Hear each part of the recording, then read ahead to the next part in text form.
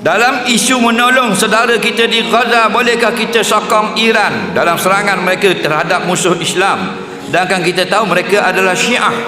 Baru lagi saya tanya Tok Guru Haji Adi di Rusila minggu lepas. Isu menyokong Iran berperang dengan musuh Islam nombor 1 dunia sekarang. Faham lagi? Hukumnya boleh. Yang tak boleh menyokong tentang Syiah di Iran. Dalam bab akidah kita bermusuh dengan Syiah.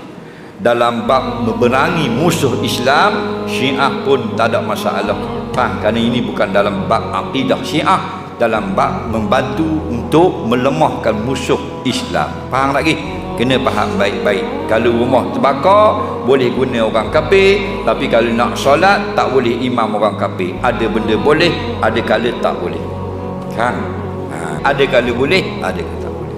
Dalam bab akidah tu kita berperang dengan mereka. Kita tidak sama dengan mereka, mereka ahli bidah. Tapi dalam bab bersatu untuk menentang musuh yang paling zalim yang mengkhianati umat Islam, boleh. Nampak lagi? Jelas.